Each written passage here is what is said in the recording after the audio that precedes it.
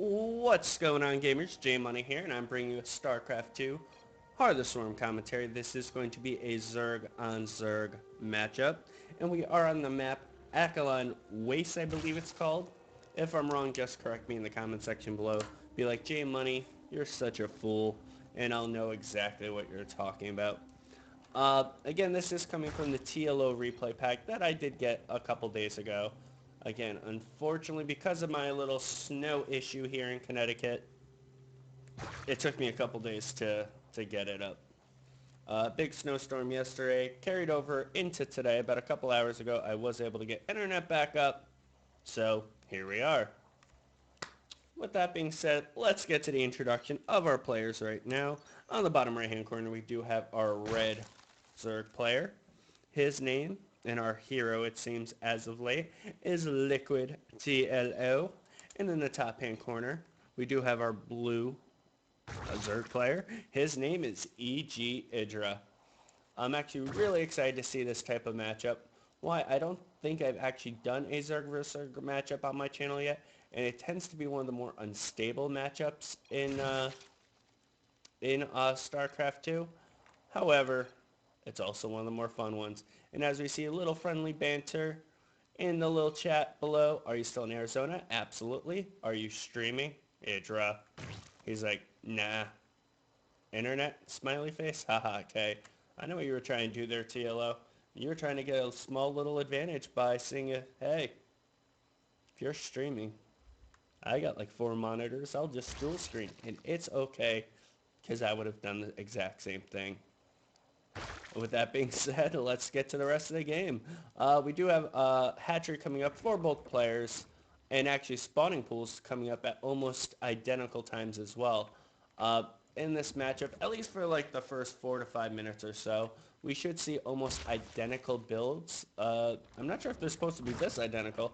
However, we should see close to identical builds up to that time frame. At that point, we might see small variants here and there.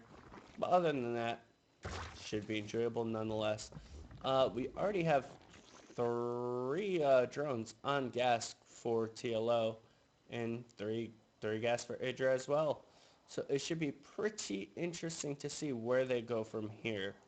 Yes, this is going to be a little bit of a slow point in the match, but hey, that's alright. Alright, so we do have 2 queens queued up right now for Mr. TLO, where he was a couple seconds ahead on that, where Idra finally was a second or 2 behind. But hey, it's going to even itself out, and once that queen pops up, it will be kicking this overlord out of the base, shooting him in the face with needles, tentacles, whatever those queens have. We also do see Metabolic Boost queued up for good old TLO. He is a good 15 seconds ahead, so if he does end up pushing out a whole bunch of Zerglings, he will have a slight lead in that aspect.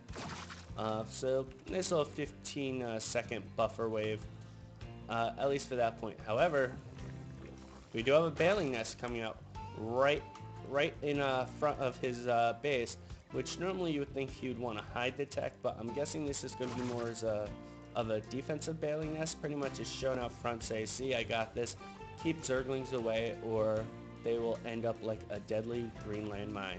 Oh. Anyone? Nerd alert? Okay, never mind. I'm stopping right there. Me and my horrible jokes.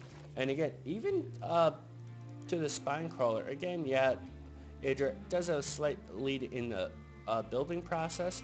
However, these builds are, again, almost identical. I mean, we do have a layer getting set up right now for Idra, so we're probably going to end up seeing a spire up with some Mutalisks, just for the sheer fact, if you've been reading the buffs that Zerg have gotten, Mutalisks have just become a very dominant playstyle in Zerg vs. Zerg. In the next update that is going to be coming out, Blizzard is trying to fix it a little bit by buffing spore crawlers, and other races shouldn't get too concerned about it, just for the sheer fact that the only buff it is getting is, I think it's an additional 15 plus damage to bio units. So pretty much that means all the other air units in the game will not be affected. It will only pretty much be the Zerg air units. And just like I was thinking, there is the Spire right now. But how is TLO going to be handling this?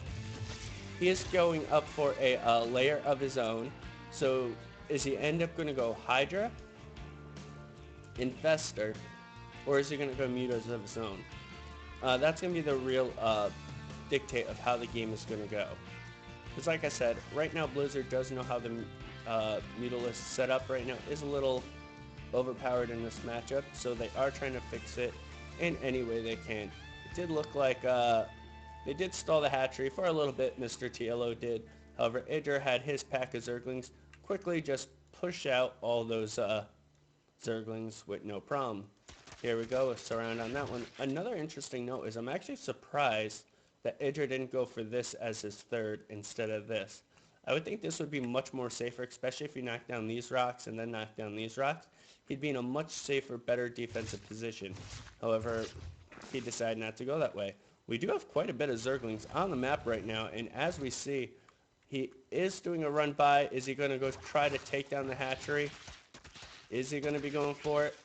No, instead we are going to have Zergling on Zergling action. We do have a couple Bailings in the backfield. However, TLO Zerglings pretty much just got wrecked, and he should be getting out of there relatively soon. However, he does decide to again confront the army head on, and so far no Bailing hits. No, it didn't go off. Wow, my eyes are playing tricks on me. But it does look like he is keeping relatively defended. We do have... Wait, are those... I did see a Bailing go off in this area, but it does look like he does have Burrow already set up, and we do have the Mutas already on the map in force for EGidrARC. We do have a Spire of his own getting ready to pop up. We do have a couple Spore Crawlers indeed up, but again, the patch has not been released yet, so it does not have that extra damage buff as of yet. Again, an Overseer of EGidrARC to try to sneak into the base, and the Queen will quickly ask him nicely to leave. Again, we are going to see a big Zergling run by, trying to focus down the hatchery. However, with these Mutalisks out on the field, and a nice little Zergling army, and a couple decent hits of Bailings himself, these Zerglings really didn't do too much damage at all. If we look at the units lost, TLO is a little bit far behind, but did he actually get any worker kills? Actually, not that many, so it's still anybody's matchup up to this point. I do see a blue blob. It's just an Overlord hanging out.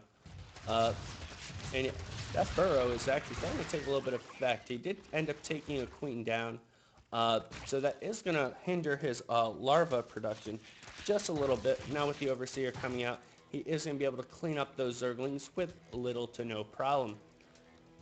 If we do take a look on the map right now, EGidrARC does have a nice little lead with the Mutalisk. It's 13-9, so we should see EGidrARC trying to push them out a little bit quicker. We do see these the Mutas trying to take out this Evolution Chamber if they can, trying to stall any type of upgrades that might occur. And that's one down. Here comes the other one, and it's also hurting his little wall off he has over there too. However, TLO did send out a couple of Zerglings, which, if he's not too careful, these Mutas will pick off relatively quickly. Also, with the Overlord over here, you should see this space is relatively unguarded, and with the amount of Mutas he has, he could possibly just one-shot that Spore Crawler. But instead, he would much prefer some free kills, and free kills he gets. However, right now, LiquidTLO does have his own batch of Mutas on the field right now, so pretty much this game is going to determine who gets the better engagement with the Mutas, and that's going to determine our winner. As you see right now, we just see quite a few of LiquidTLO's Mutas pretty much just die instantly because he wasn't engaging. He was just pretty much moving while he was getting shot in the face with like green plasma. I think what he's trying to do is trick these Mutas over the Spore Crawler, but that is not happening at all. TLO might want to throw down one or two more Spore Crawlers in his base just to protect him from any type of damage. And as you see right now, he did have an additional 10 more Mutalisks on the way. I do want to switch over to the units tab real quick, and they are almost identical on units. It's 21 to 22, and as we see, oh, they are just going at it, and I do believe EGidrA had a much better engagement with the mutas, and TLO's mutas just die instantly, and there you go, GG. Hopefully you guys did enjoy this video. If you did, feel free to hit the subscribe button right there on the bottom right hand corner of the screen. Thank you very much for watching, and hopefully you enjoyed. Have a great day, guys.